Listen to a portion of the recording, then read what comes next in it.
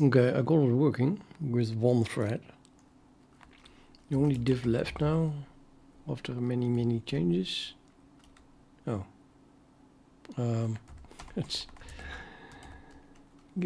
well, might as well not use the stash, I think.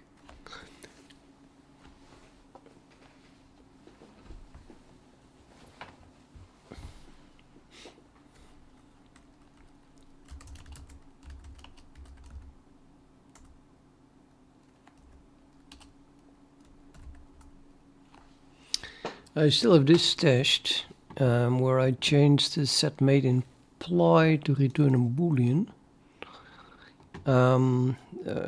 changing the behavior of, hold on, changing the behavior of this function to not set the ply if the currently stored value isn't still unknown, pending a race condition with another thread. But yeah, for that we do need an atomic, and we can't use an atomic. So I I was trying this, which would write new encoded into encoded if and only if encoded was still equal to unknown ply. And now I have this version. I just say if it is still equal to unknown ply, then write new encoded to it. But this is of course not thread safe, because encoded could be changed like right there in the middle. Yes, so we need a mutex of some sorts now, because this cannot be atomic apparently. And then I have to lock a mutex before I do this, and then free it again at that point. Saiful, I'm getting tired of you.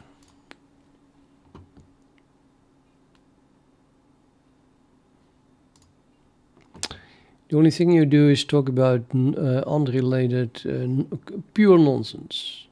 So stop doing that.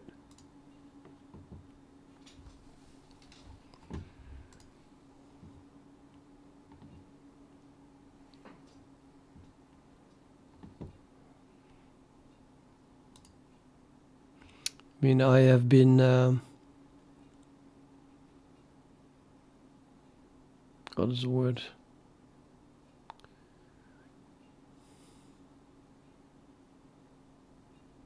I can't find the fucking word. I'm so getting Alzheimer. I know it.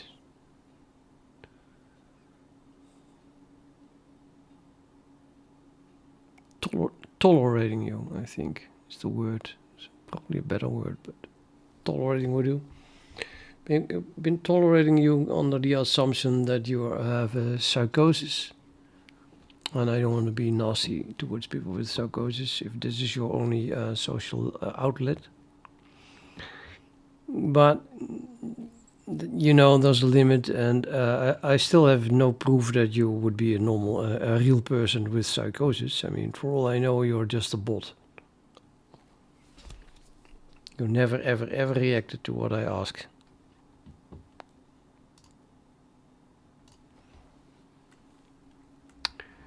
I don't know what to think anymore.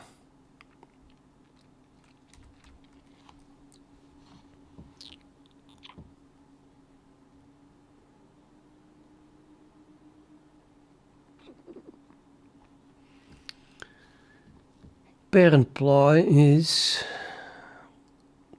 classification.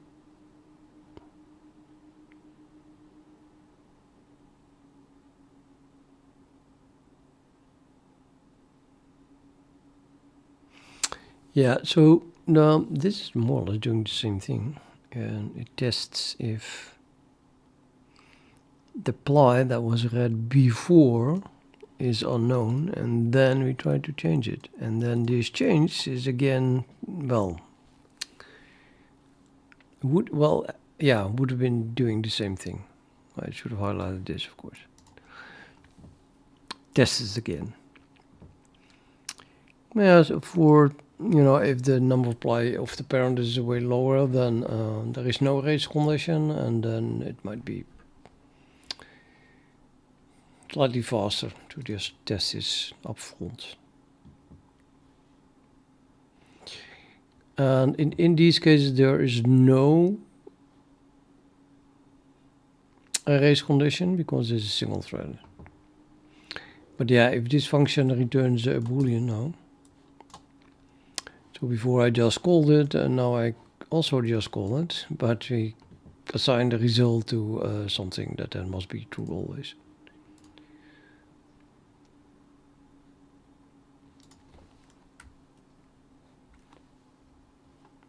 Same thing here. So without this code, which is on the stash, it's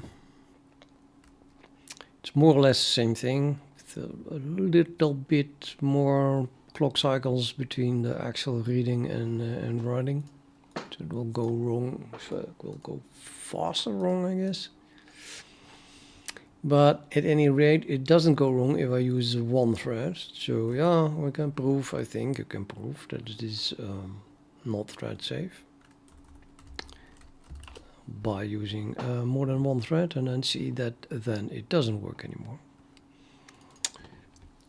Let's also test the test code, as in the test code should be able to detect that something goes wrong.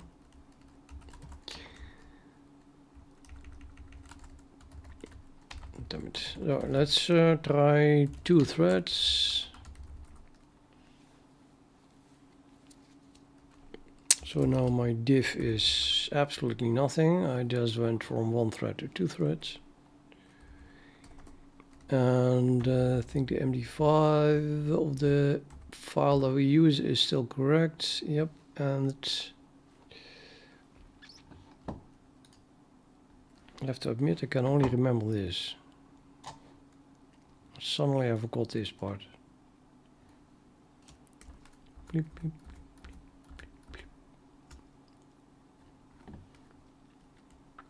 DB632F. Yeah, okay. That's still correct. And now I run it, it should fail. Oh, that's fast. That's a bit too fast. I had not expected it to be that fast.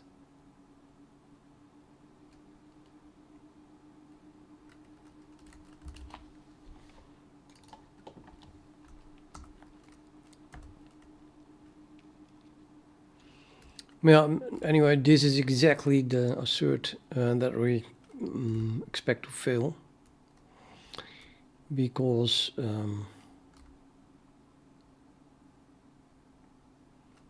yeah, because of the race condition that exists.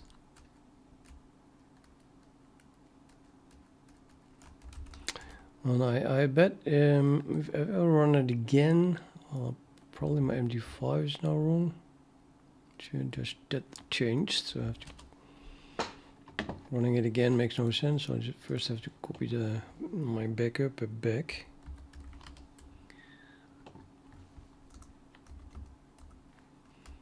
Let's add that value again. And if I run it again, then hopefully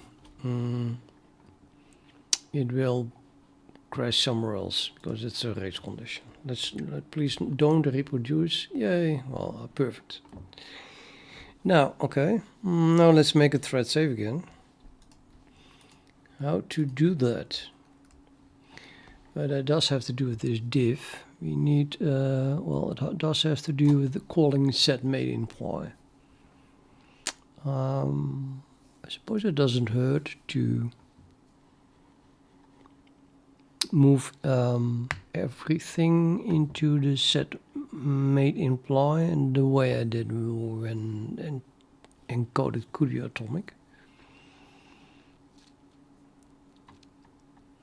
Meaning I can apply this div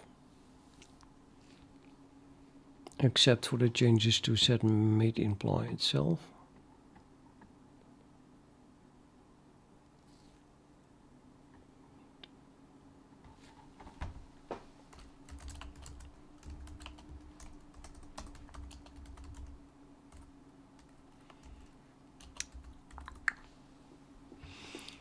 So ignoring this for the moment.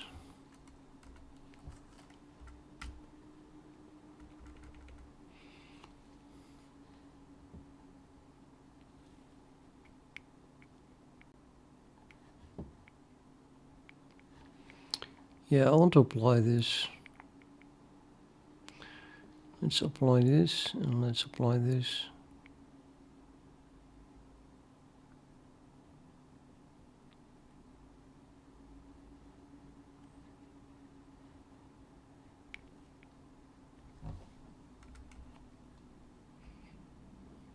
And this. Which is everything except this. I'll just make a copy of this file, I think. No, I can just apply it. I mean, currently the div is empty. So I'm just going to do git stash pop.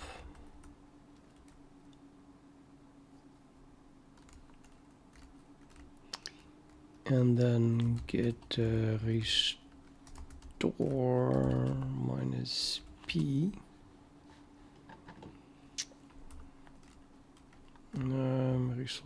Restore. Well, that should have worked. Or did it? Huh?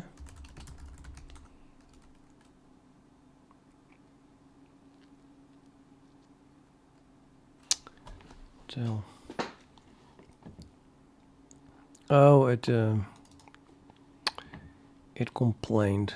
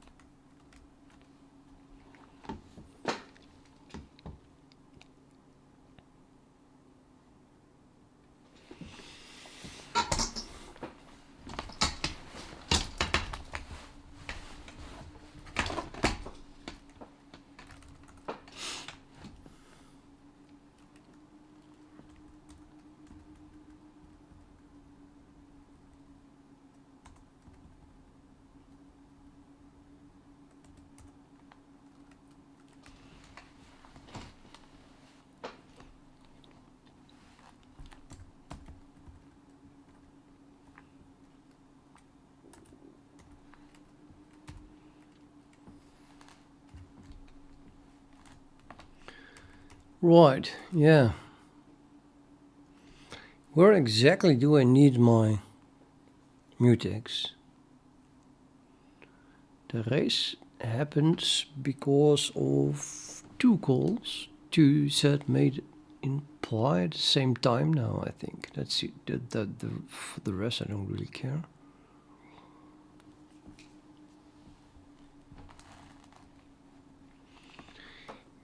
The thing is that the ply is always unknown, and then it is not unknown. It's changed once from unknown to not unknown. So that is a pretty special case. I'll add a comment here, I guess.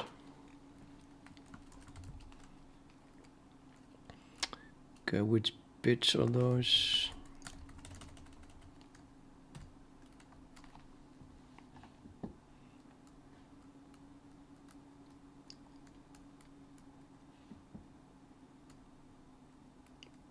I think this.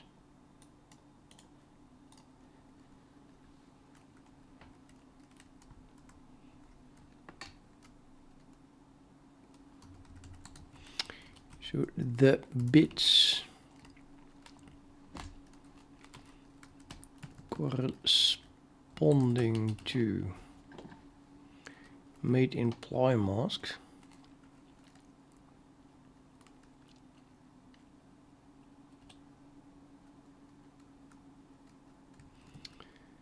are initially all 0, meaning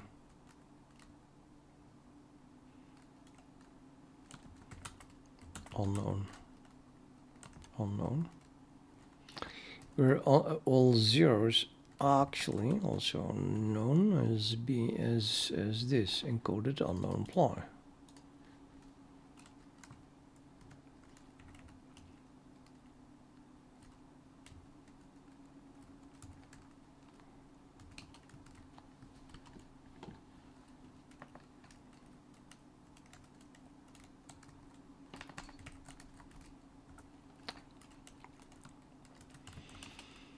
Then those bits are changed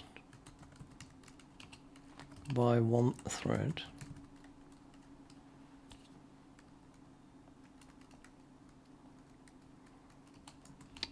to something non-zero if and only if the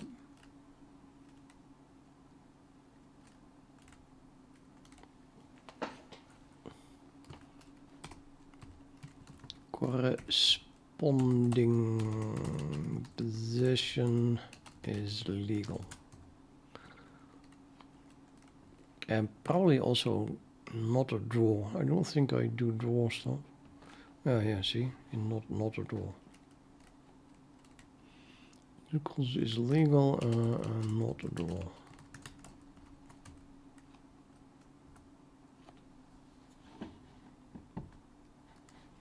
Well, there is no draw. So, well, there is a draw. Yeah, if a rook is taken, you can. If the rook is taken, it's a draw. So those exist. But some positions with the rook are also marked as a draw. It's a kind of, well, whatever. I'll use is draw here then.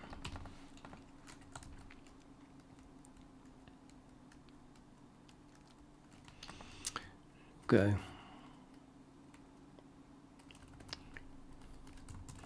Those bits are changed once by one thread to something non-zero and never changed again.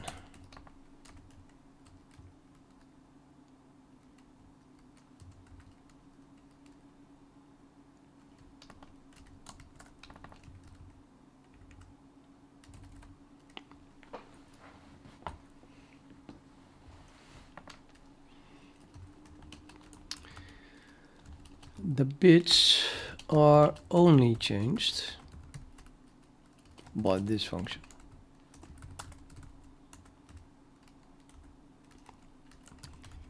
And there is a race condition between threads where multiple threads can call this function at the same time, aka concurrently.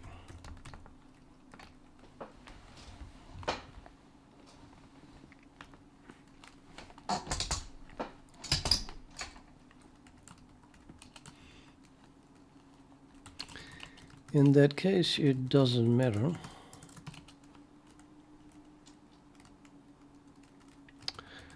which thread makes the change, because it is guaranteed that all pass the same value for ply, the argument. So the argument is the same anyway.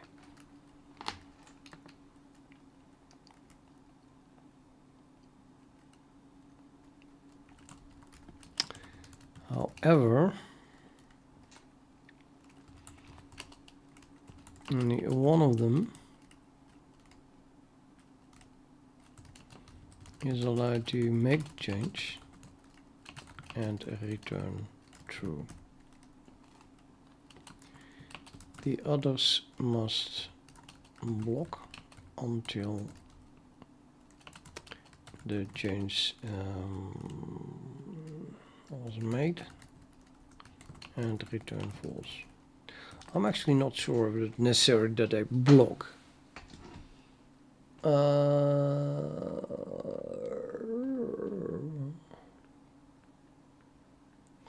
Well, let's say if they don't block,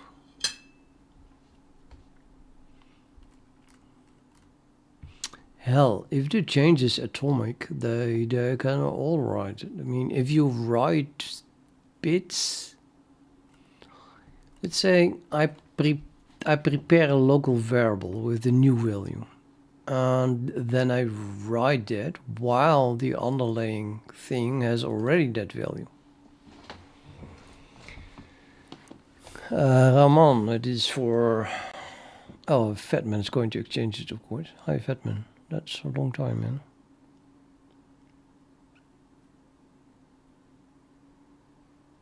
Anything? Yeah. Let's not do shares. Well, you could work on my... Now, this is Raman. I'm writing a program that is analyzing king plus rook versus king on an infinitely large board. Well, a quarter infinitely large board. The main problem is that I need around 550 gigabytes of table for the graph, and that's only for a 64 by 64 board. It's ridiculous. I even bought new NVMe hard disks for it. I bought two NVMe hard disks of 2 terabyte each. I had plans to go do this with 14 gigabytes per second, but I probably won't. I think I'm just gonna use one of them and then go to bed while it works. I mean, the point is that at some point I had the feeling that I needed to test this with the big file. But I'm pretty sure I can get away with testing this and testing this and testing this until it works and then do the big file. And that then will take many, many, many hours, but well, whatever. I can wait once.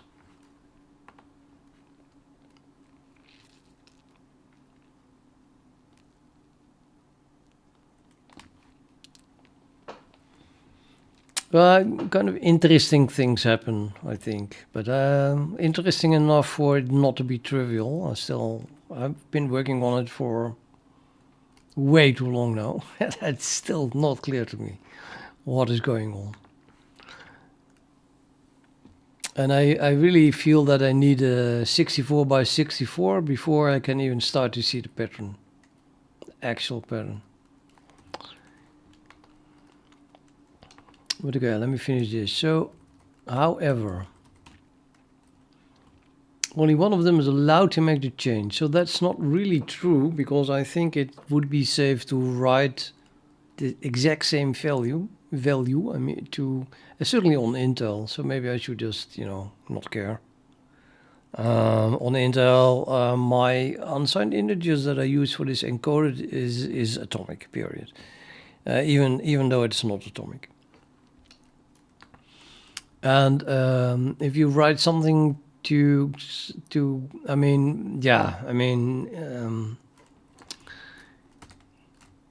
long story short, there should be only one thread that returns true, and all the others that enter this function for the exact same values, for the exact same object, rather. Object being an info object. Classification object. What? Oh yeah, okay. So if for the same classification object, more than one ply calls this, more than one thread calls this, then only one thread of those is allowed to return true. I think for the rest it doesn't really matter, actually. As long as the write is more or less atomic, although this is not unatomic. On Intel it's definitely going to be atomic. Hell, it's a single byte at the moment. But maybe for the really big board it's going to be 2 bytes. But that if you write to 2 bytes, and it's not going to write 1 byte first and then the other byte, it's really going to be atomic. Any other thread will just see, if you read it, you will just see before or after the write. Both bytes will be changed, or non-byte will be changed. Plus, the second thread will write this exact same value. So even would write 1 byte first, and then still it didn't change. So it doesn't really matter. That is kind of scary. I mean, it's ugly. It's not the way you should code. But I think this is so true that I'm going to write it here in the comments.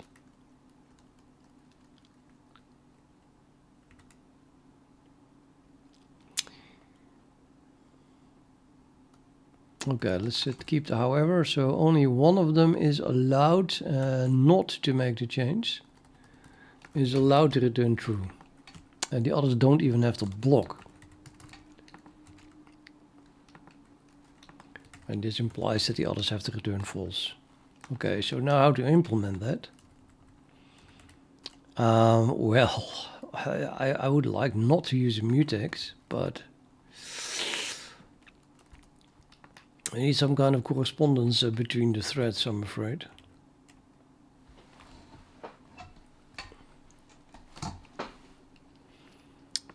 I suppose I could use an atomic. Let's say we have an atomic and I set a bit on it. And then if I was able to set the bit, then I am allowed to make the change and return true. And I don't even have to reset that bit anymore. It only happens once. So if multiple threads enter here, then they will race to set a single bit on an atomic. And the one that is able to actually set that bit from 0 to 1 is the one that wins, and that gets to make the change. And then return true. The problem is, of course, that I can't have an atomic in classify, but we can pass an atomic here. I'm gonna make that happen. So we have a static atomic. Yeah, well, let's make it a very small thing. Int 8. I only need. I could even make it a boolean. I know the size of a boolean actually. It might be is that small? Yeah, it should be small.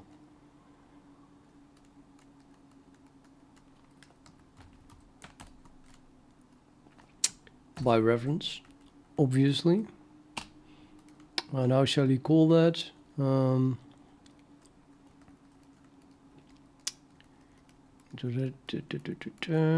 the winner is. Okay, how shall I call this thing? An atomic boolean that's going to determine who wins.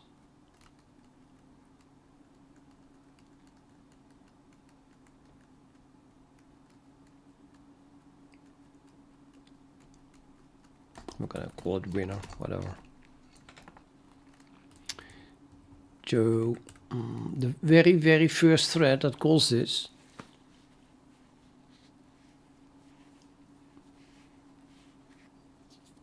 will have winner be false. I wanna. Sorry, I'm not gonna use boolean. I'm going to use uint 8 type. I need to do an increment, I think.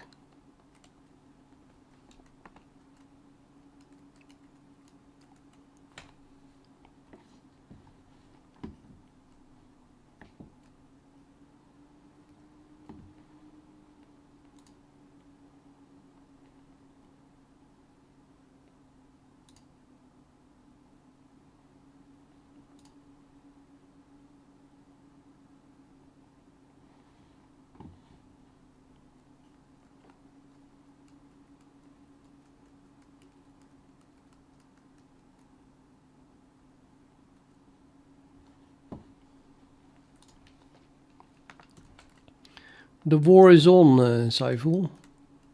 Slash Namanya.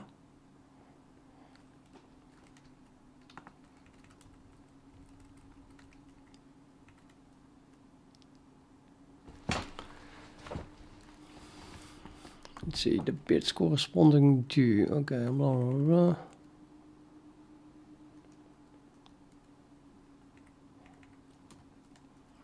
Here it is a draw. Okay, so I need to try to win this. If winner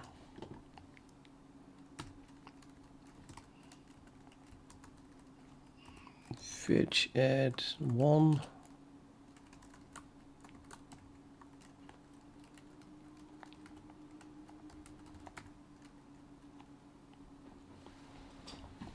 You're talking to me, fat man? It's in the description at the bottom.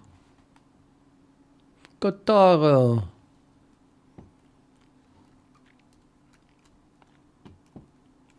It should be in the description anyway. Let me see if it is in the description. While I'm there, I might as well copy it. Totally.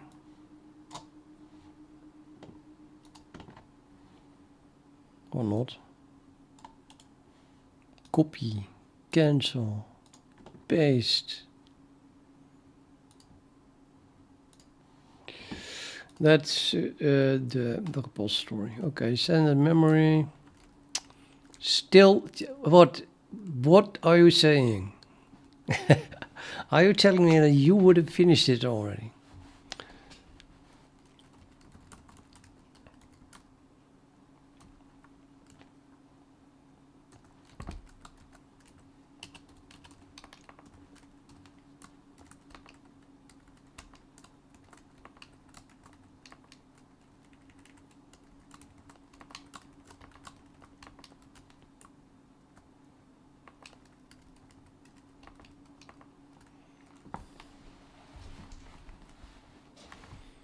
Nah, I don't like that. I don't like this at all.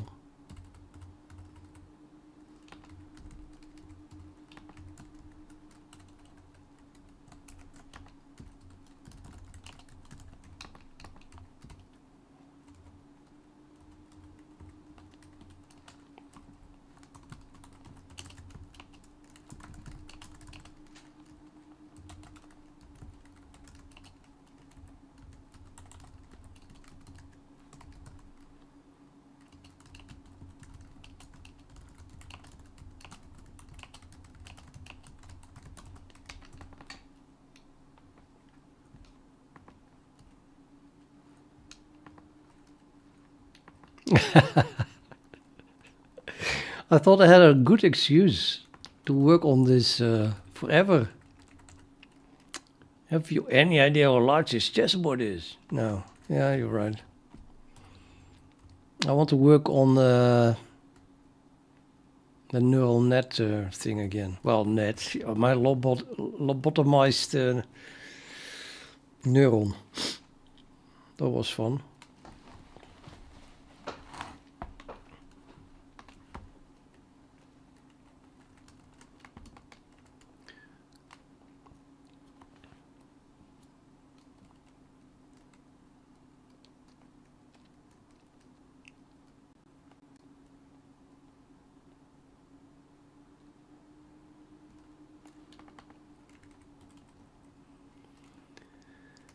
I'm sure project structure. Actually, it is structured the way I always do.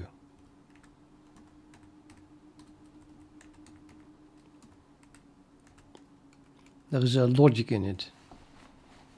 The same as many other projects that I have.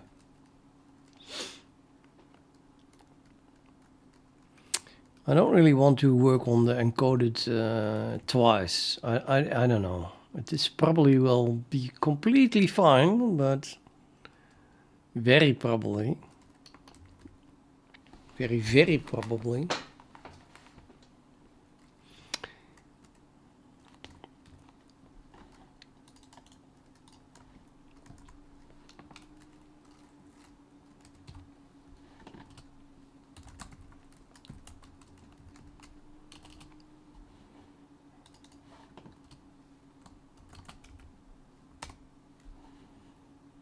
So reset all the bits.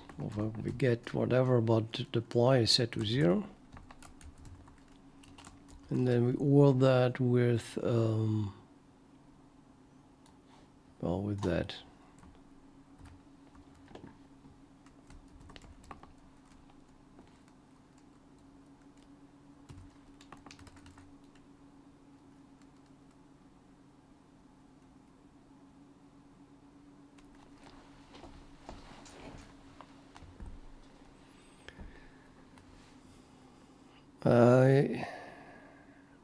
You want to make a database?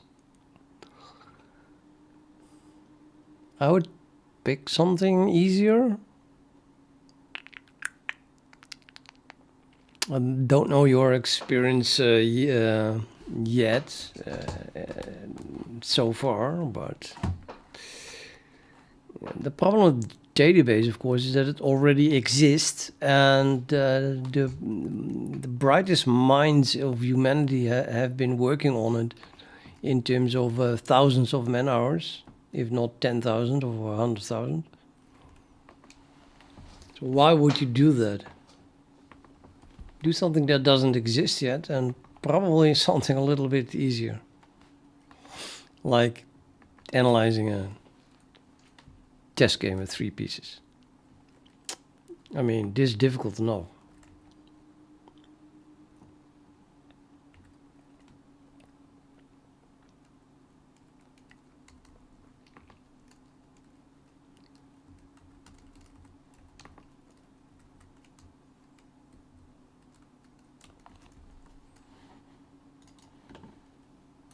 Okay, that's boring. Maybe I should just do it like that then.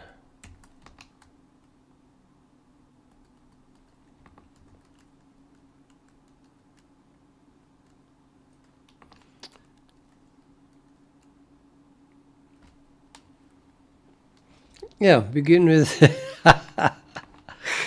we have a new task for Fatman. Begin with analyzing a chess game with no pieces.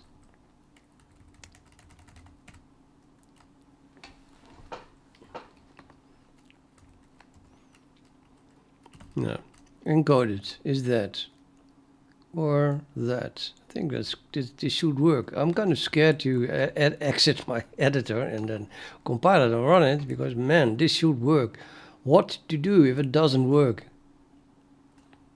I'm gonna cross my fingers with both hands. It doesn't even compile. How much chance is left that it will work? Do a few arguments. Oh, I just forgot about that one. Okay. Yeah. Now I still have to pass the winner atomic here.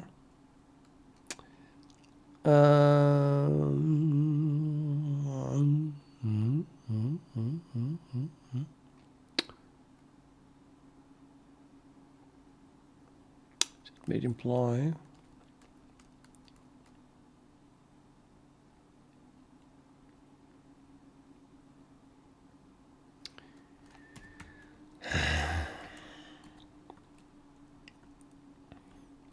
Black to move set makes blind parents.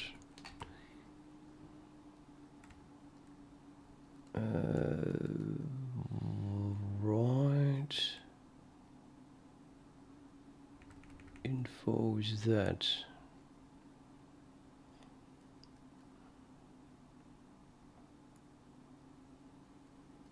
Okay, I guess it makes sense.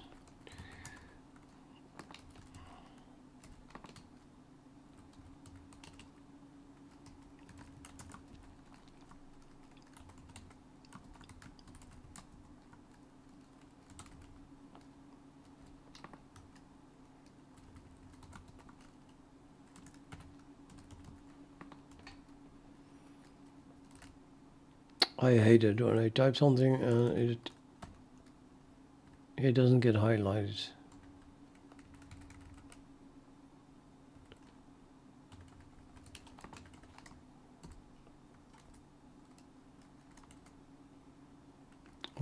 Or can be found even.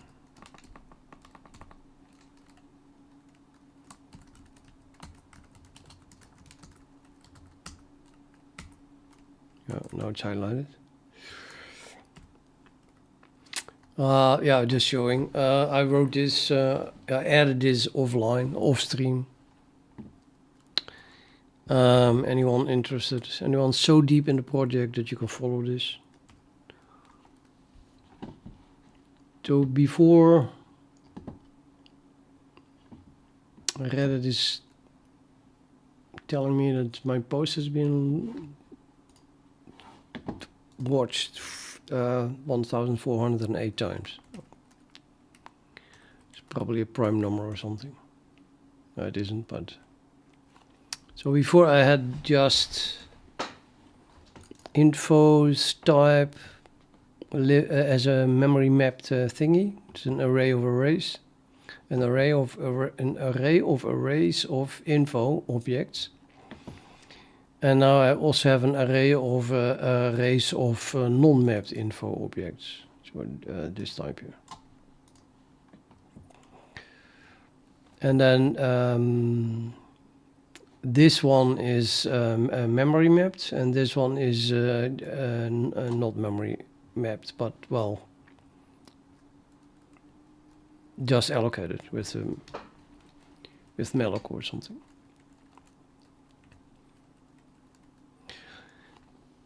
But they're both arrays with the same indexes, partition index and the other's info index for the array inside this array.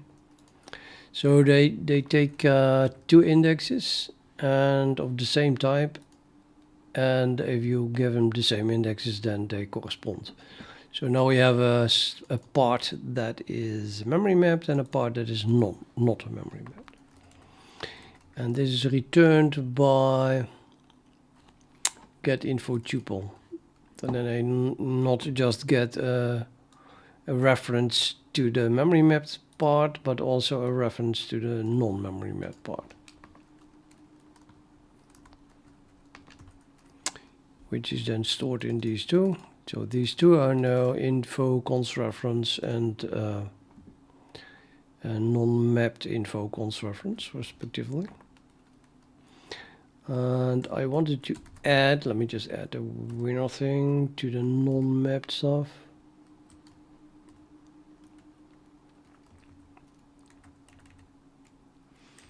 It already contains an atomic.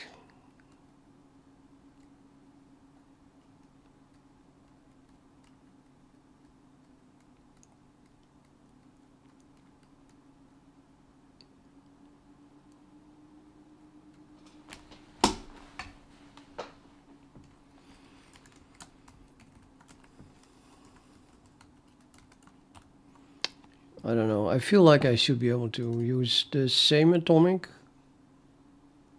for this winner thing. But let's not make it too complicated right away.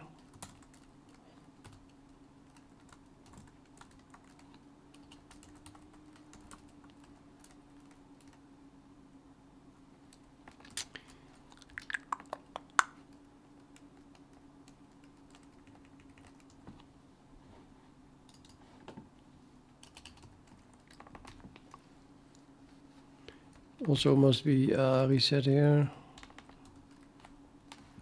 Reset apply means reset whatever is needs to be reset in order to recalculate apply. So kind of just needs to go. Maybe I should just call initialize here.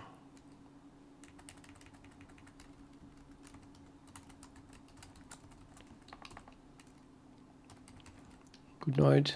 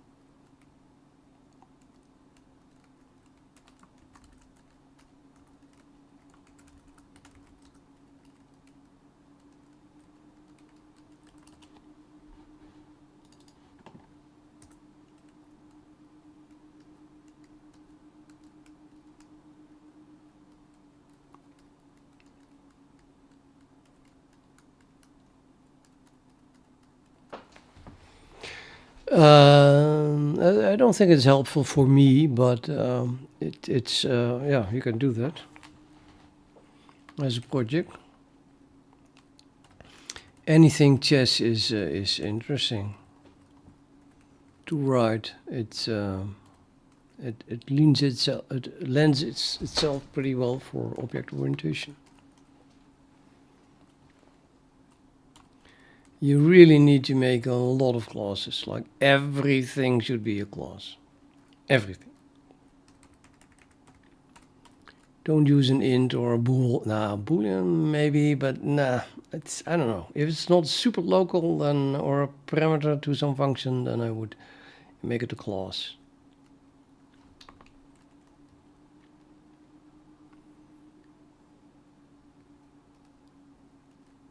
And if you go the whole chess business anyway. I did the bitboard stuff. I have a bitboard and a legal chess generator and, well, everything. But I suppose the whole point is that you write it yourself. Okay, this thing also needs a winner atomic, but there's only one thread here. It's single threaded. It's kind of annoying to have to pass an atomic here then. Can I not just not pass it? As in, I make two functions, one that does not take an atomic.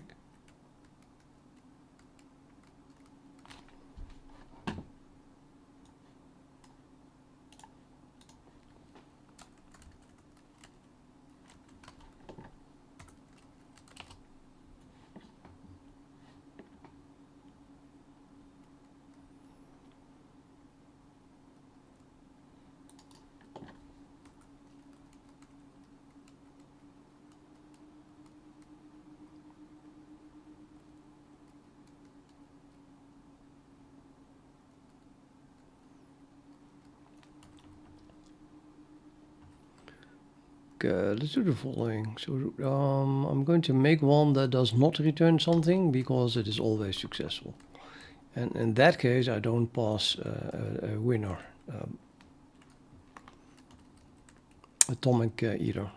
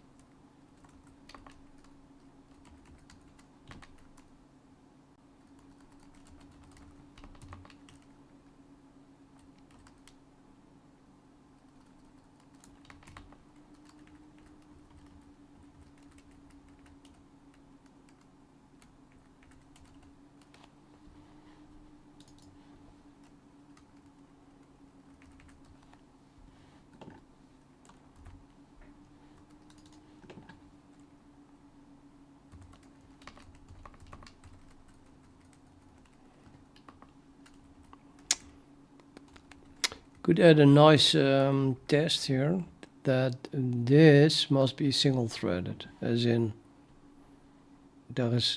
this should never be called by more than one thread.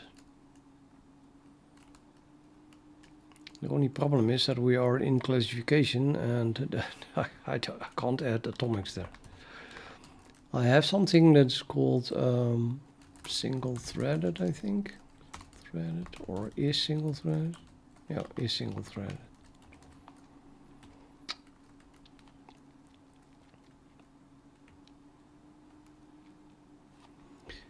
So it's for debugging, and the usage is you call assert is single threaded, but then we need this. Oh, static.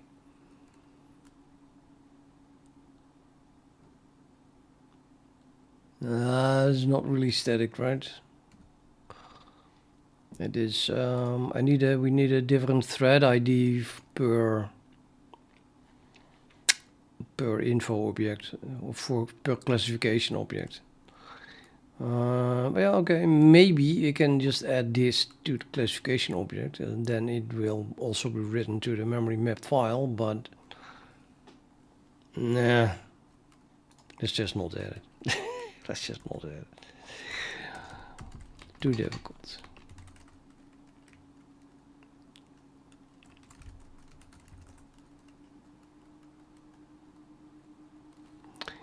Okay, I think we have it. We have it. I am scared to run it because if it fails, and I don't know what to do.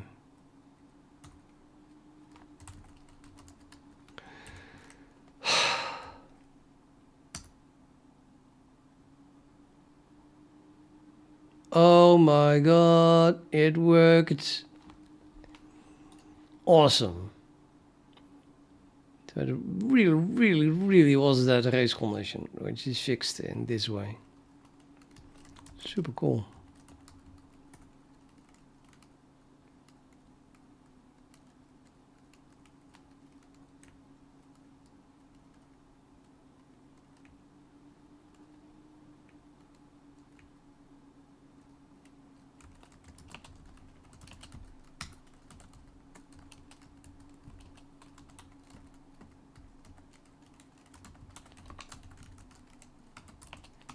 Bit good push. Production ready. Publish it.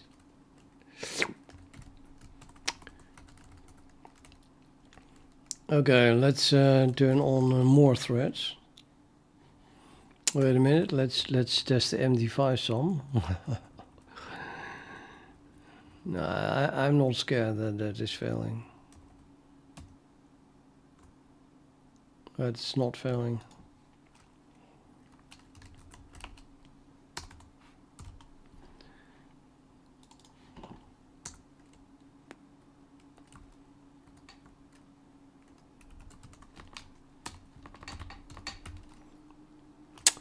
Well, we have 32 threads, so why not?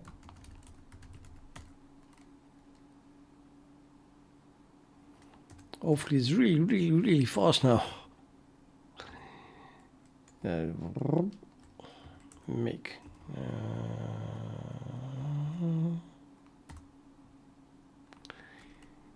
I don't think it got faster. It did not get faster, did it? Kind of disappointed. Let me run that again.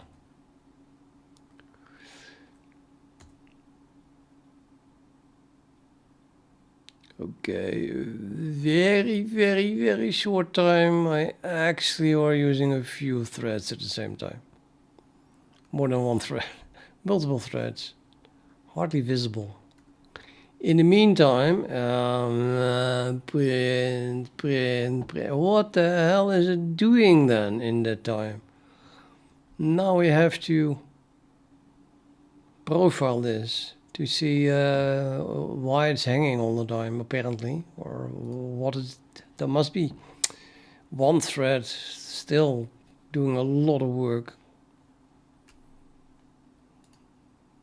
Okay, maybe it's not that important. Let me just increment this to larger.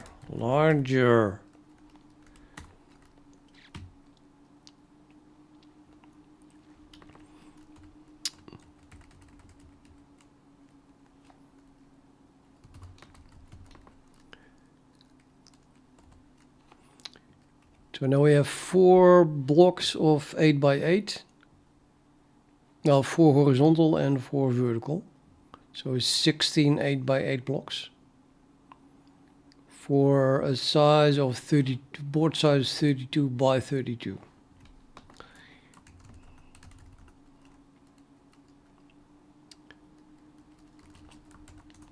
I'm not sure how big that is, but we are currently writing to this one, I think.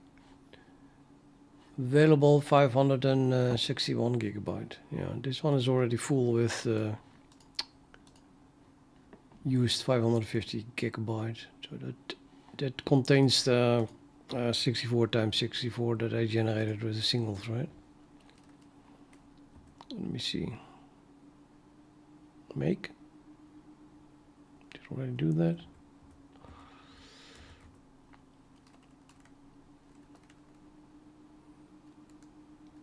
It's still single threaded, calculating the classification, which also takes a very long time. Maybe you can improve that as well.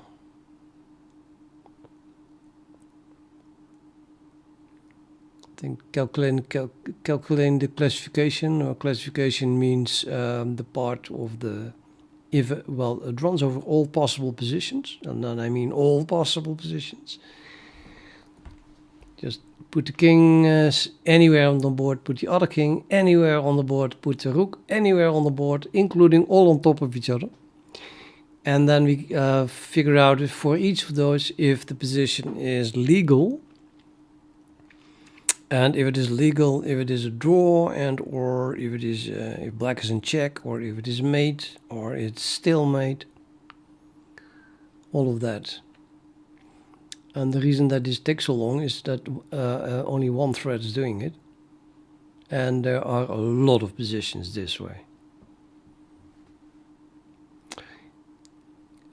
Plus, it's a bit of a brute force, stupid way to do it. It would be smarter to generate the positions directly. I think I could just generate, let's say, all positions that I know are drawn in a tight loop. And then, of course, do that with 32 threads in parallel. But the point is, if this works, then I only have to do it once, and then I have it on disk. So I'm not really feeling tempted to make it fast, because in the end I only need to do it once.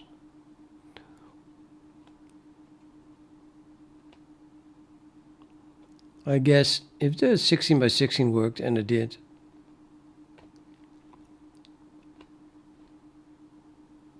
oh yeah, this is fast. Is it? Oh no, not really.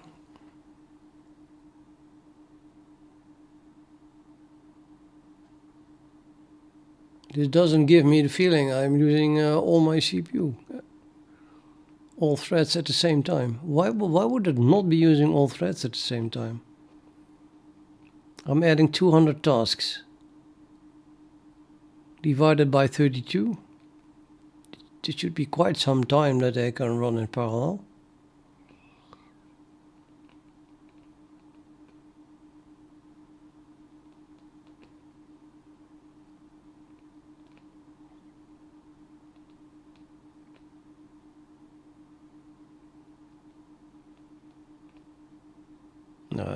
I don't. This is slow.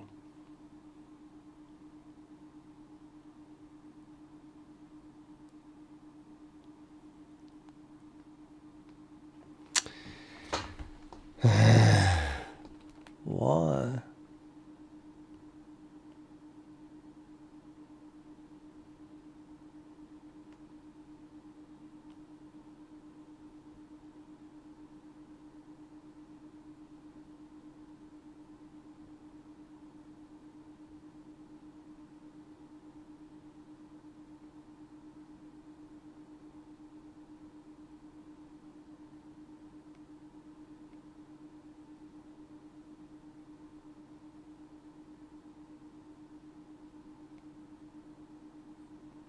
Man, this is really slow.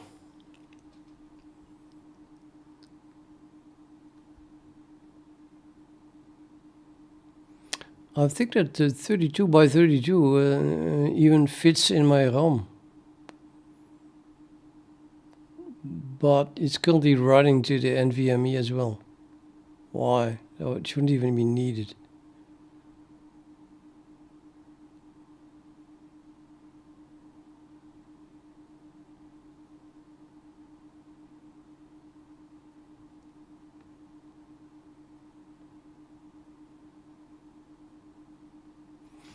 Yeah, I am running something that tests. The result is correct. The result is correct. Most notably this one, you know, the 69 and then 661234. I remember that one. I remember this value and this value. And this value. It's just correct. But it's a lot slower than I had hoped for, unfortunately.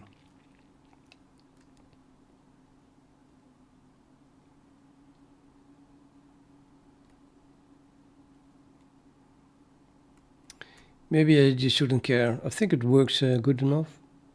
It actually works, doesn't it? Not sure why I even did this.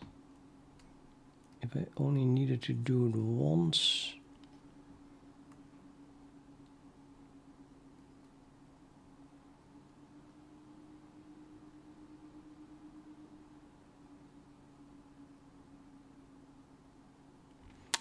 Yeah, okay, let's see.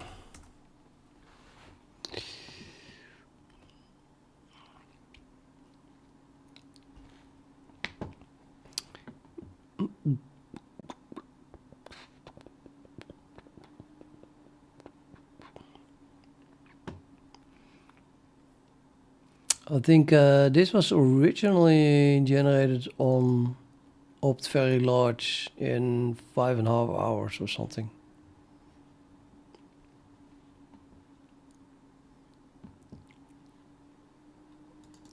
I'm not even sure if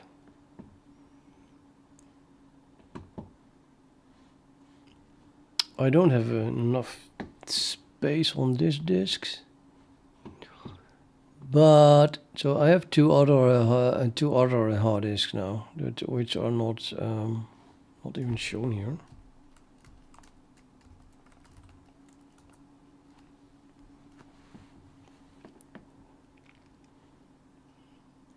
So yeah, this one, these two. So I have the old disk that I used to have.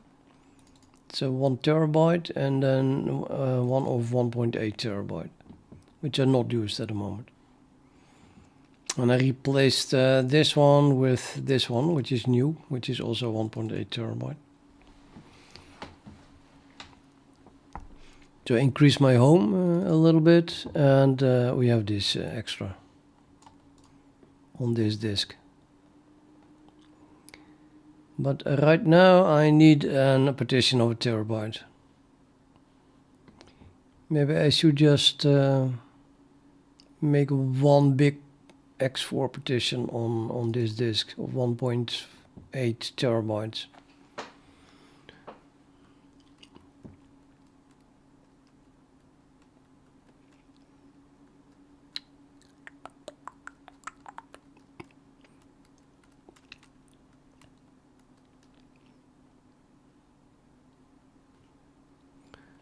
Yeah, I was planning on using SPDK,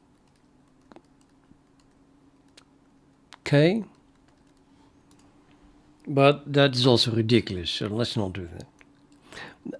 The point is that writing, I mean, I learned that in the meantime, writing to an M-mapped file with more than 8 threads doesn't really work well. But the 16 by 16, sorry, the 32 by 32 that you just did, and that's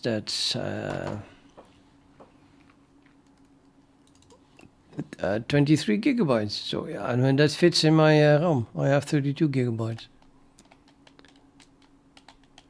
So there should have been no delay whatsoever.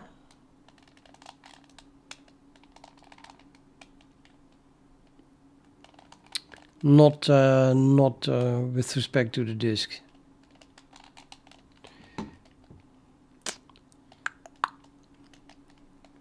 Now my opt very large can only do 180 megabytes per second.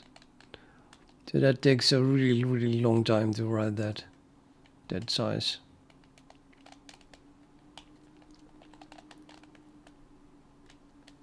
So this SPDK thing is a user space disk driver that then directly accesses the hardware from user space.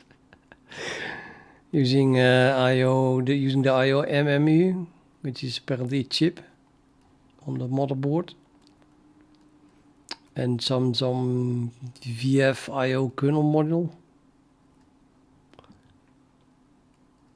That is then specifically written for accessing any NVMe hard disk with many threads, high throughput. So with that, I theoretically could get say 12 gigabyte per second if I use them in some RAID configuration. But then, yeah, I estimate that would take me 2 weeks. So in reality, that would take me 4 months. By now, I know how that works. So I think I'm just going to stick with the mmap, the slow mmap, and then just let it take many hours. I don't care. But I still need the space. So these were not formatted because this SPDK thing doesn't work with files. It just accesses it directly, and then you can make blobs. They're called blobs to make clear that they are not files. If you get what I mean. You have a blob storage, and then you can read or write blobs, certain size, and clusters, and God knows what. Okay, let's just put X4 on it.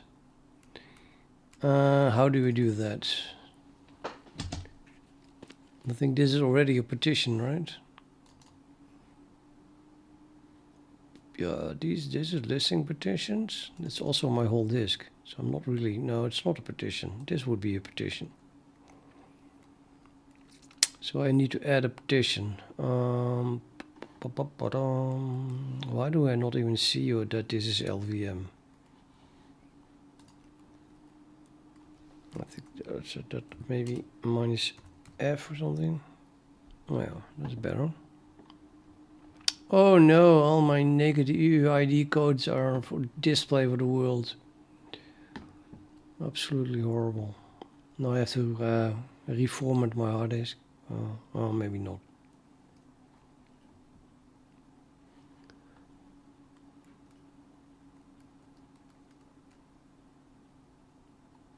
It doesn't even say what this is. Why? No, this is just a disk. This is nothing. I have a partition that is CryptoLux, and then decrypted is this thing, and that is an LVM member on which I have loads of logical volumes, which are my partitions. But I'm not interested in encryption, and I'm not interested in LVM, and I just want one partition now. How did I make this partition on that disk?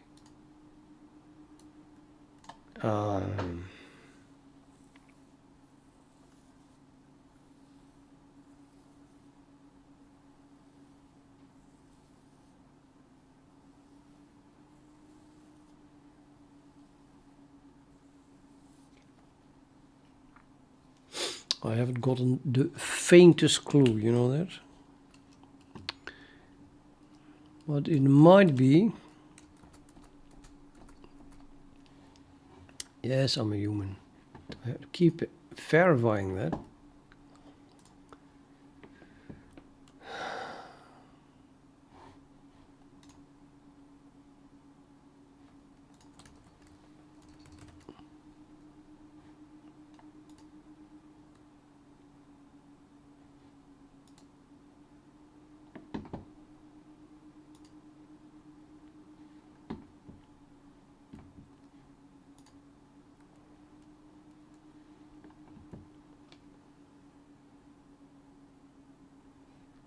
Yeah, we already have the partitions, so that doesn't help.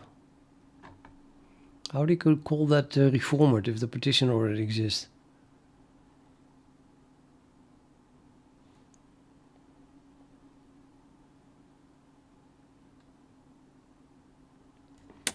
Worthless.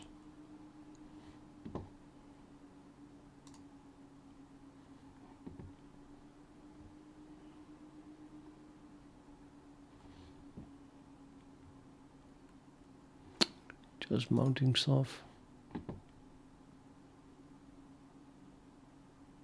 Nope, don't think it's here. I think I did that manually and then forgot about it.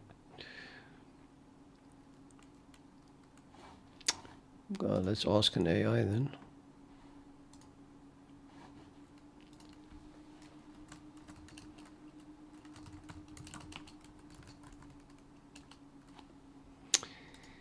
How would I create an unencrypted, obviously?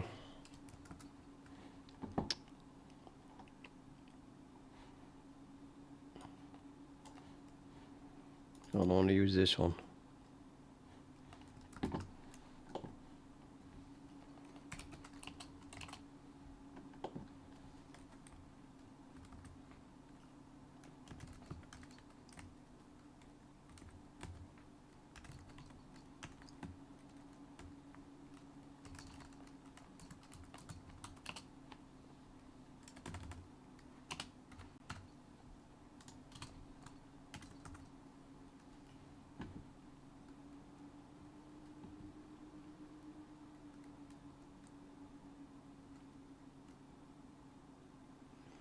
F-disk. Yeah, I could have made that up myself, but I don't feel like F-disk is the best thing here, maybe? Parted. But what did I use then? Parted or F-disk? Suppose I used F-disk, because that's what I know. What is the -L doing here? Just a list, I think. He wants to make sure that I don't override it. So we need this to the F disk and then VM2. I'm happy with that. I think that the 2 was the one that is free.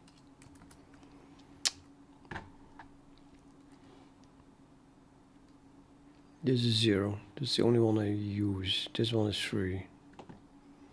And VME2 and 1.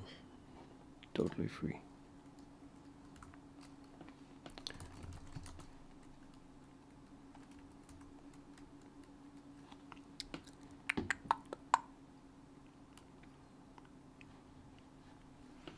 Disk label type DOS. Hurts my eyes.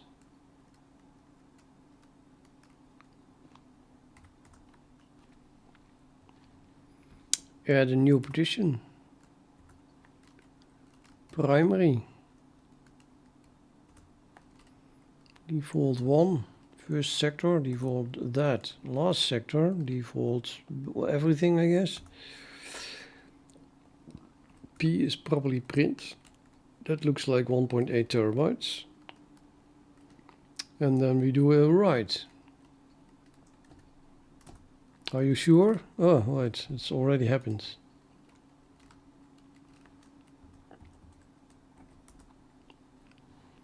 Okay, now we have this partition. And then we do make file system x4 on that partition.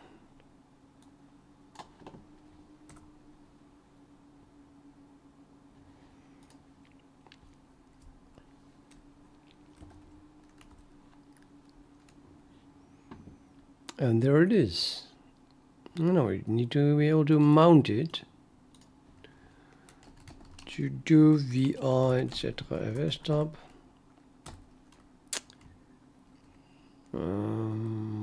Let's put them below here.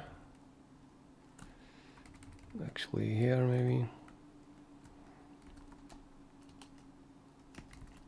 Def. Maybe up there. NVMe 2 and 1P1. UUID is that.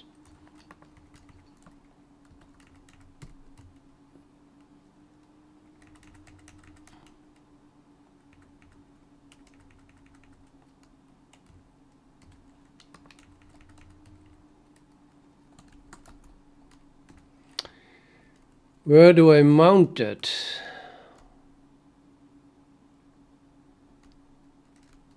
Somewhere under opt. It's also X4. Damn it.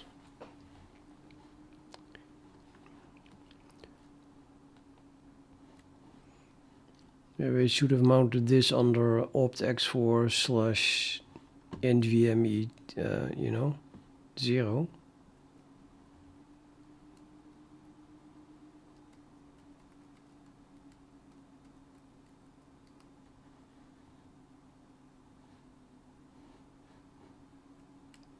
Can I still do that?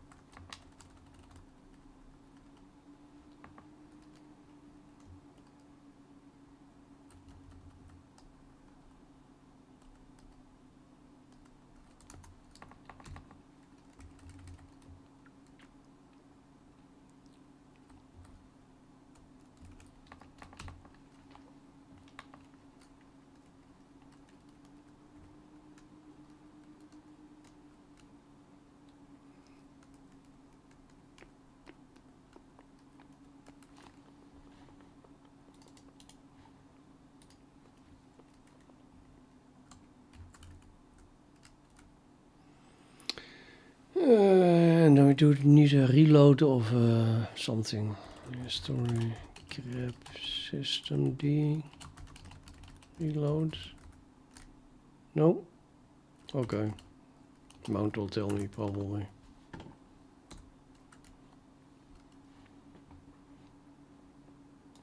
Daemon reload. Oh, system CTL. Yeah, no, whatever.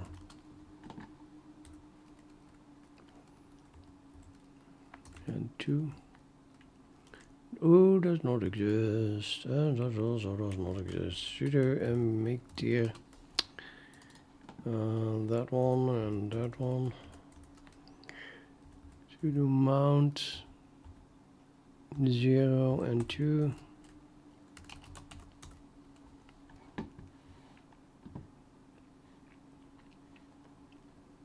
No, I have something free with 1.9 terabytes.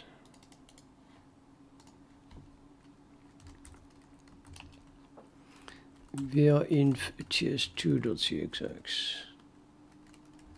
X4 was changed. NVMe 0. That's where to move to.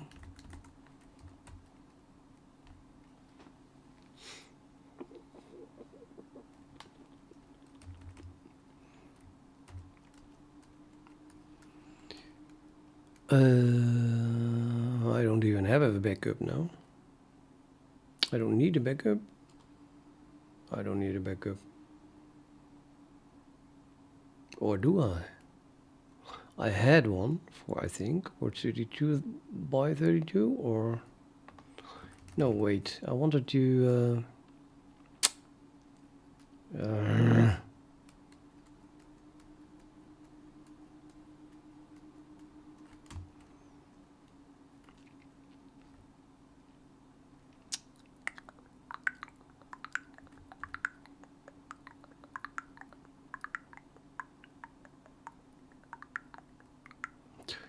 let's first do this one. So we have an X4 NVMe 2.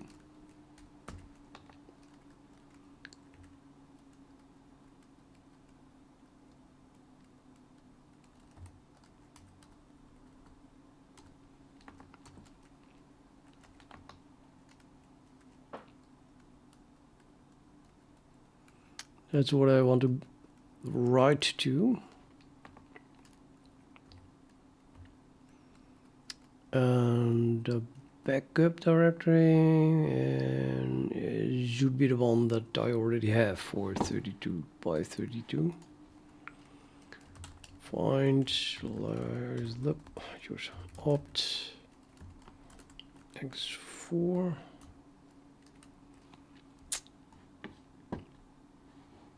There is nothing. I just yeah, this one contains 64 by 64. TROS.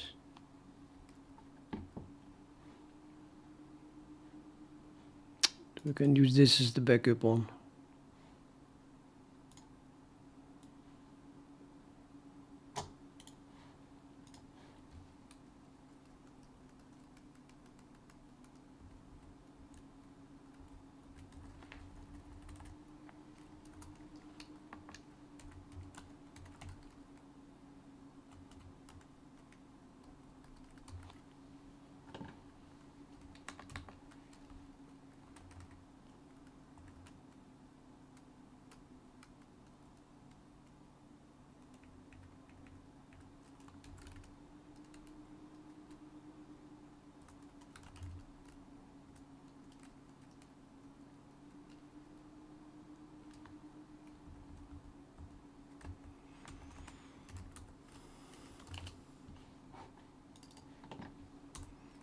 Guess no.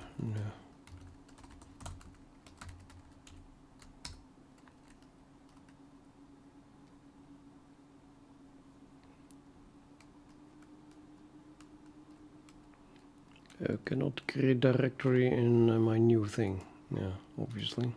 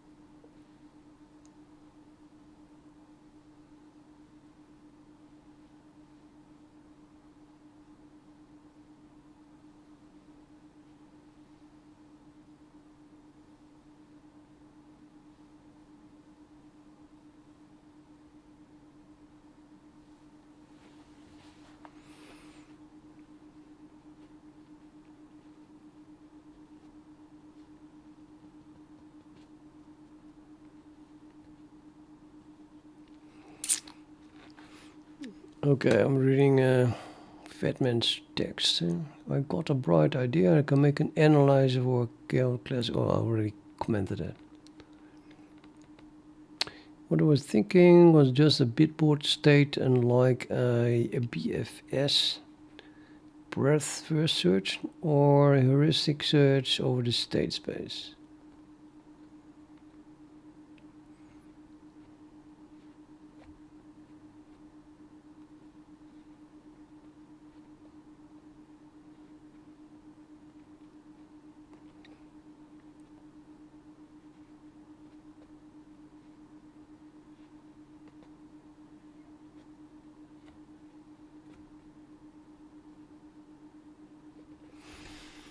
I think it's just, you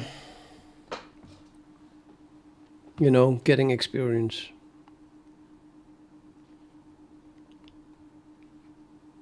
So, yeah, well, that sounds like a good project. Interesting.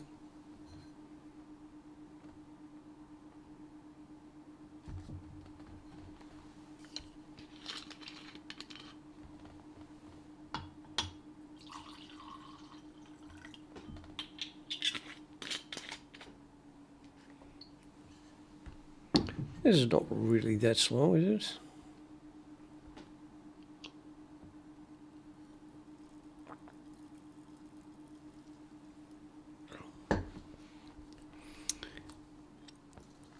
it? It suspiciously looks like there's at most 4 threads running. So yes, it is slow. This should have been 16 times faster, or 8 times faster.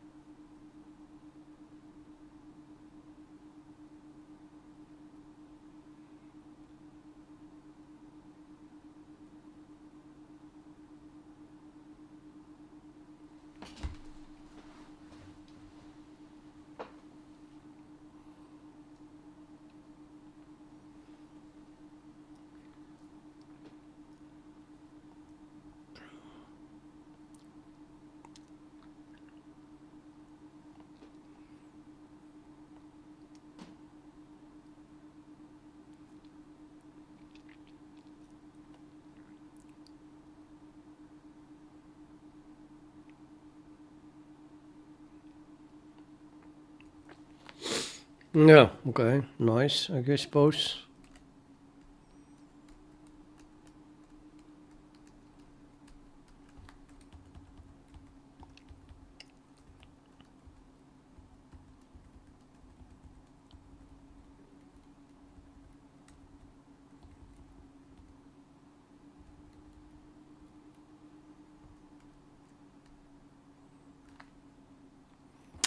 Uh,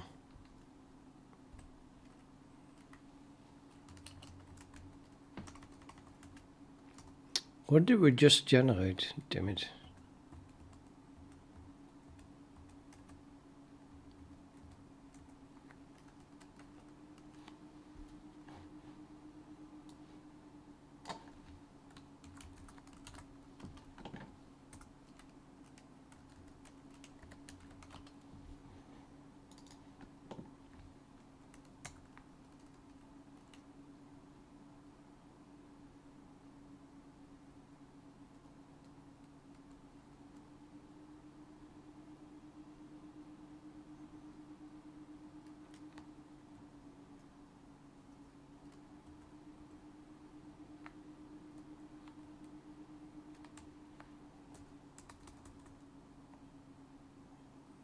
The backup was on BTR.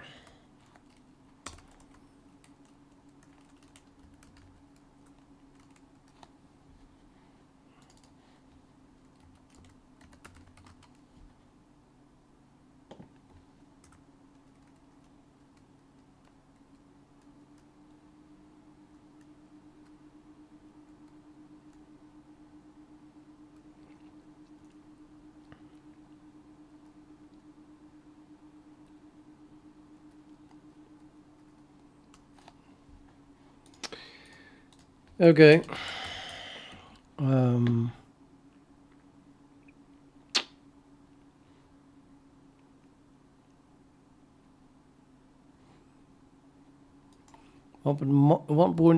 terabyte tree.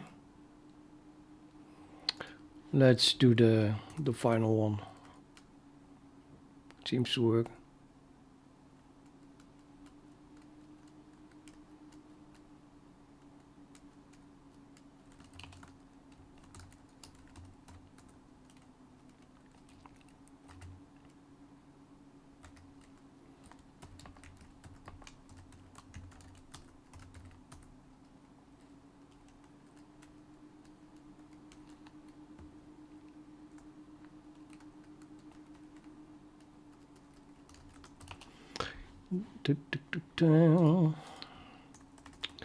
I have to put the backup somewhere else. The backup was to have something used here. Find. This is my backup. And that contains 64 by 64 that I already calculated before.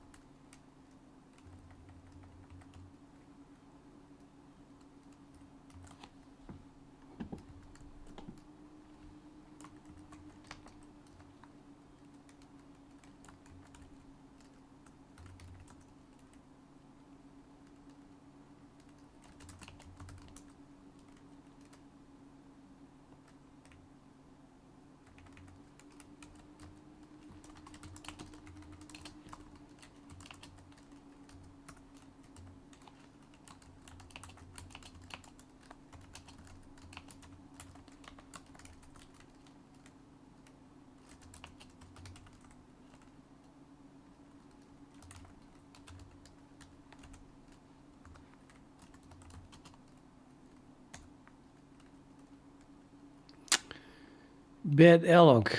Oh.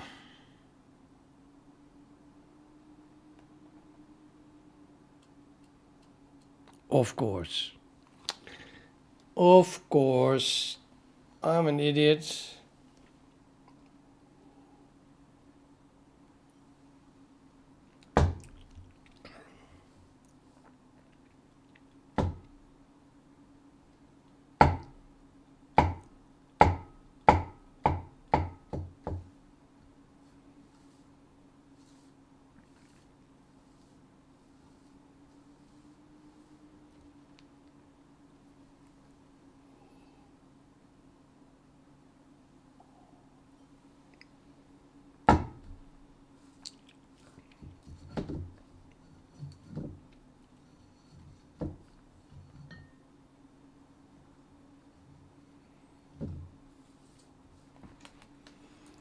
Yep.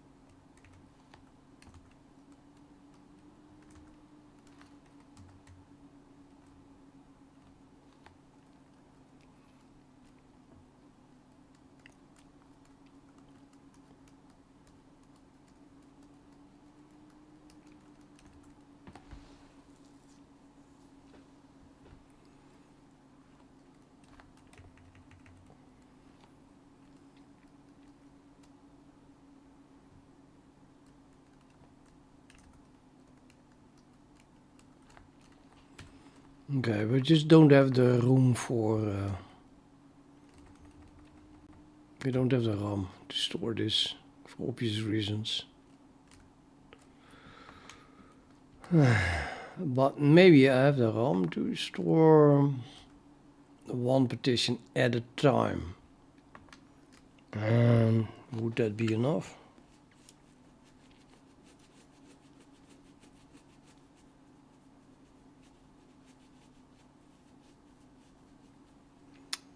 I'm not even sure actually. I am not sure. Well, let's say this one is allocated there.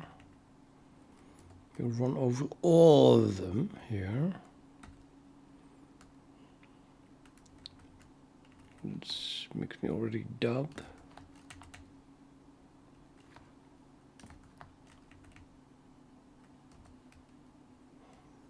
Get info tuple is using it. Another get info tuple.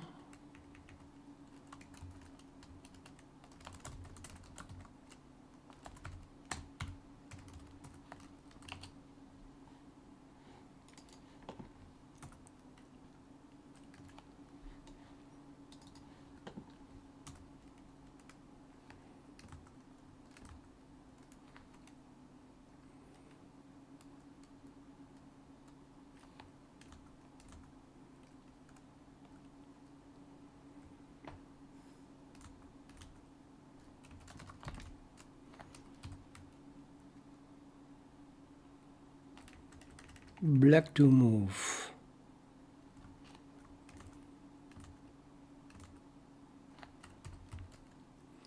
And white to move.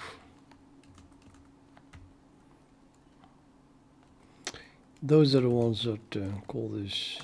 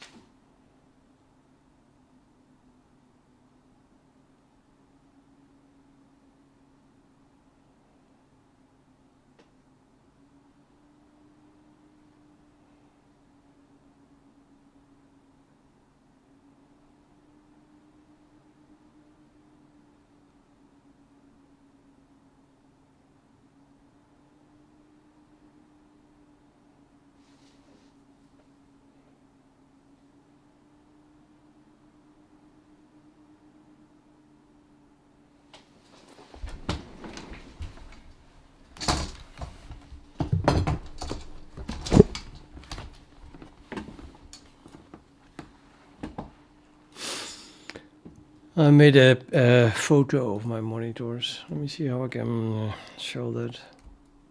I can just show it here, I guess, in the stream.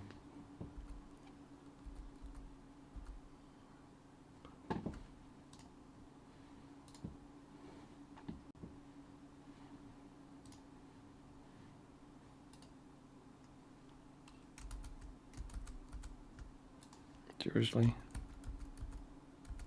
It's already gone.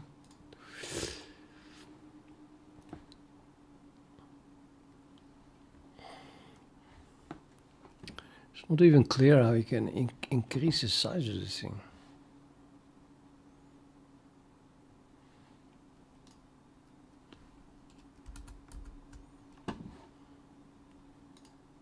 Oh yeah, you have to do it with this. Picture of a current situation.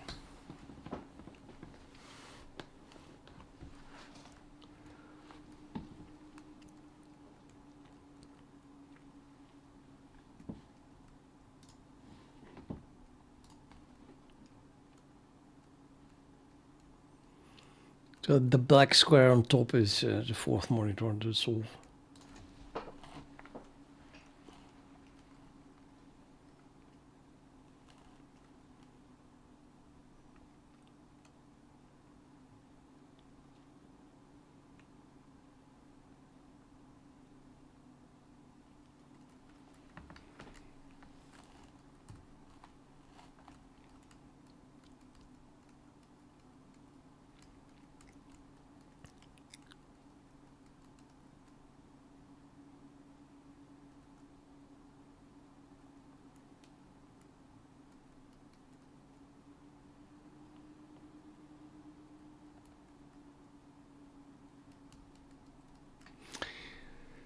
Yeah, problem. My non-mapping info are way too many. I probably should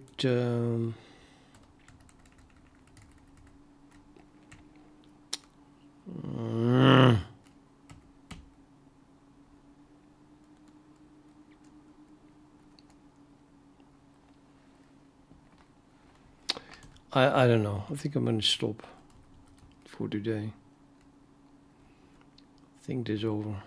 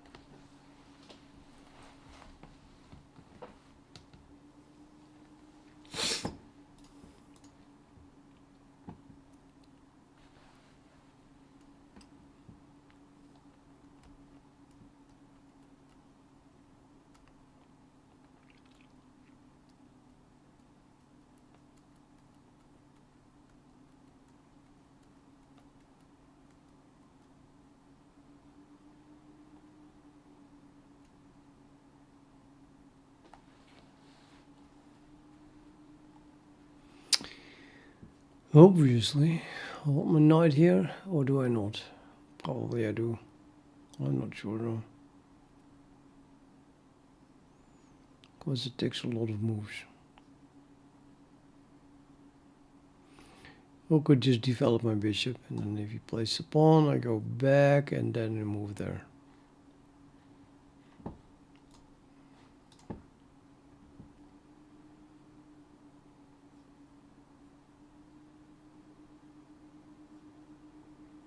Or even go, oh, now block my knight again. Stupid.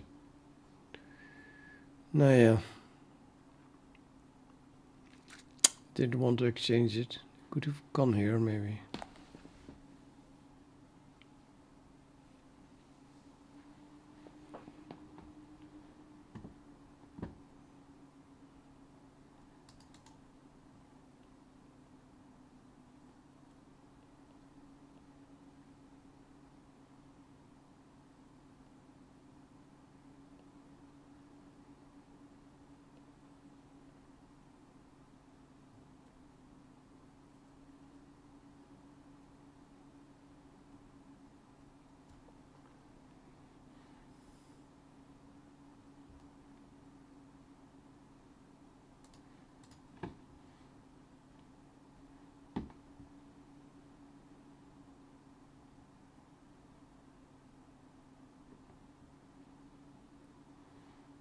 That's weird.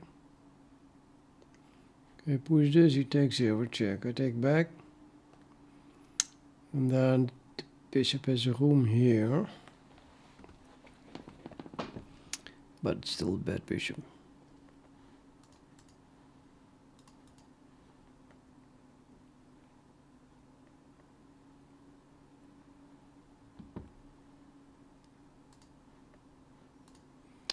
Go here, I can just take it. I don't want that anymore. Now the bishop is gone.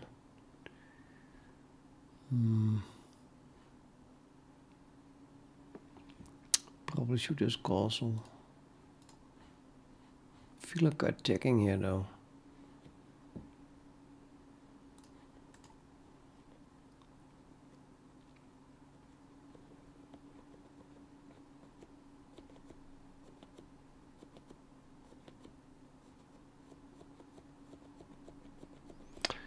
True.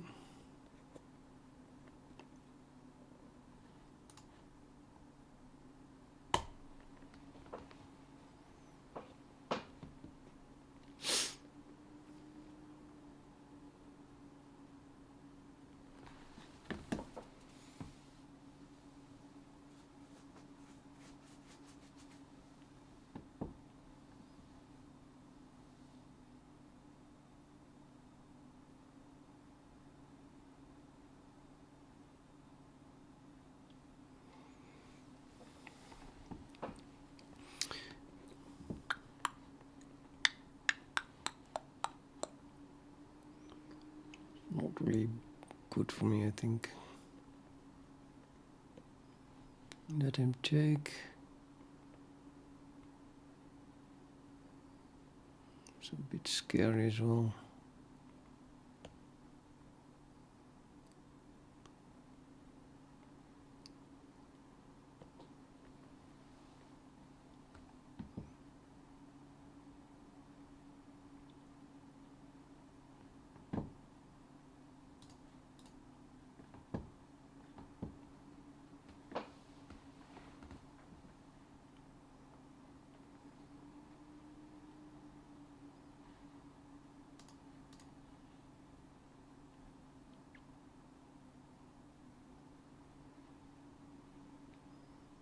Okay, my queen is trapped.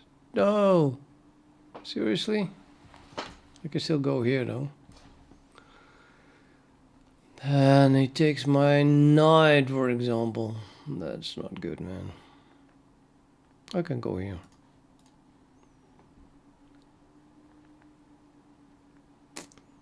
Thought it was trapped.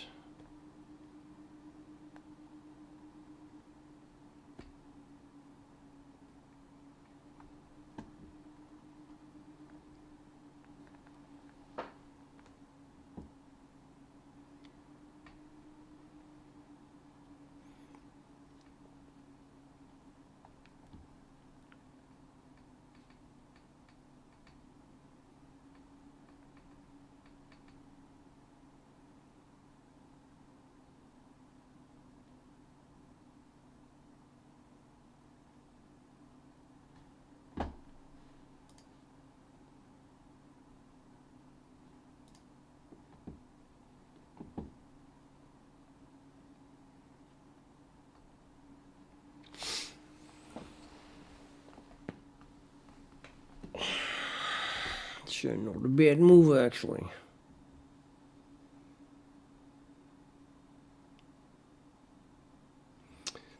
Takes my queen. If the queen goes, you can still not take here though. But I can't castle.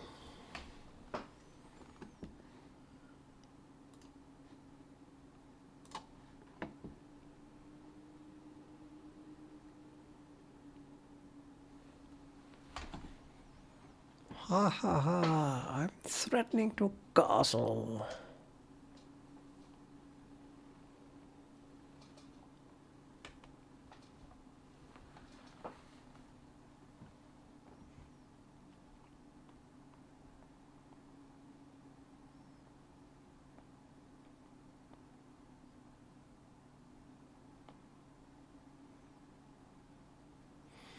Oh, you can just bishop here. It still works out. You can push this and the queen cannot take here. Because the bishop is there. Oh, I'm so lucky. It's unbelievable.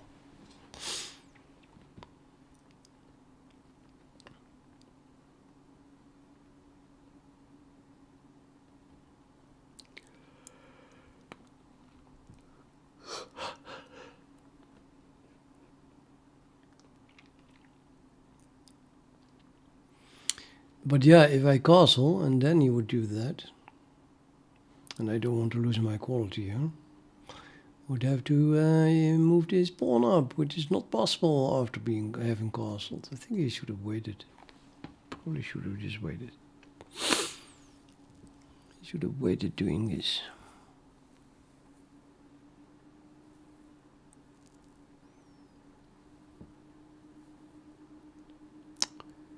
Okay, not too bad, I have to admit, because I can't go here. It kind of sucks.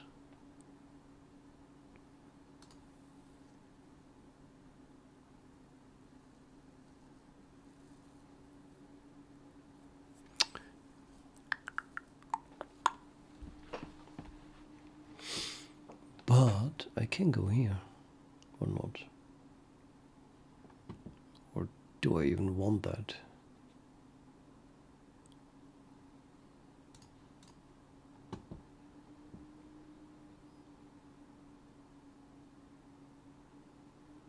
Oh, I'm an idiot. The idiot has done the losing move.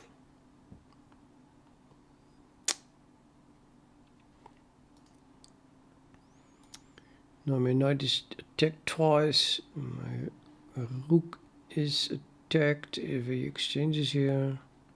And I can't move the rook because of the bishop hangs.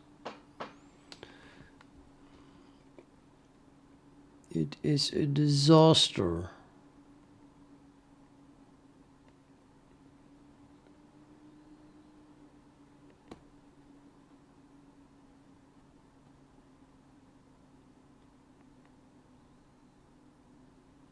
He has 36 seconds left. Think you can still play this? I'm going to give away a rook and then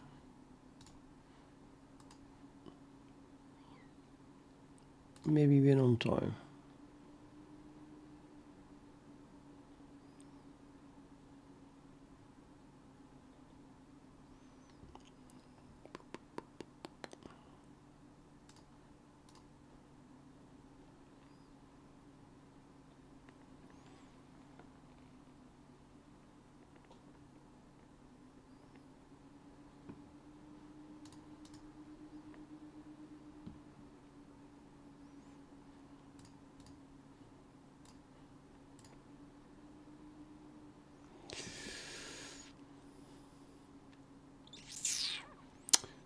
No, I should not lose on time myself, of course.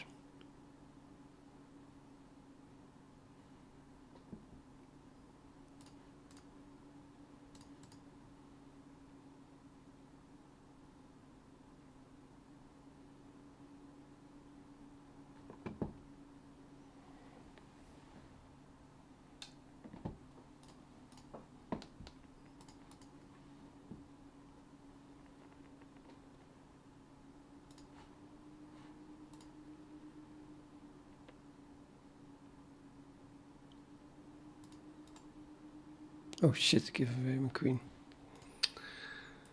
I gave away my queen. I didn't see it, but I did give away my queen.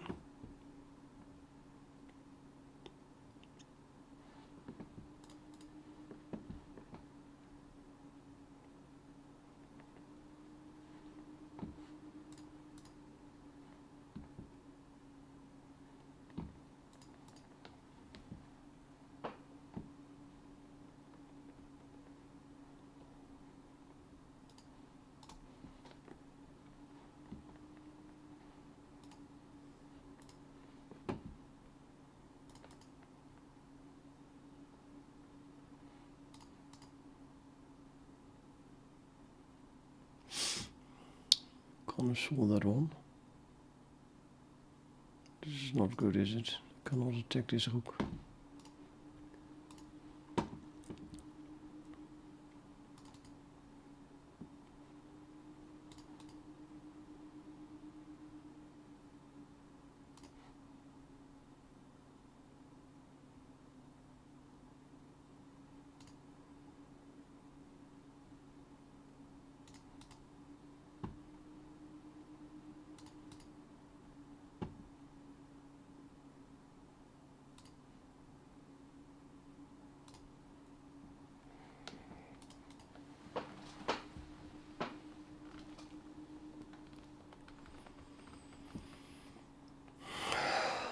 Giving it away again.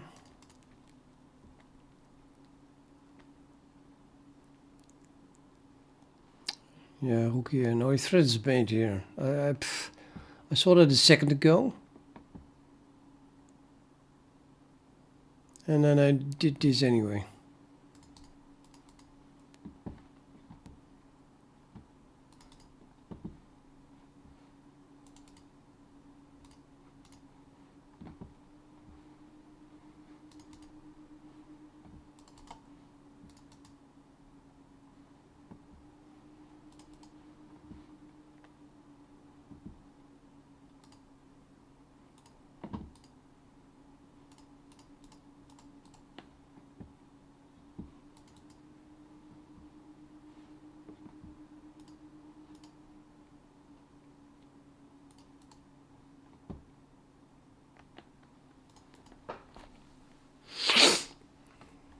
I hate this.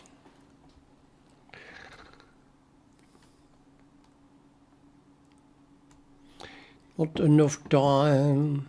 Time pressure. Okay, I go to bed.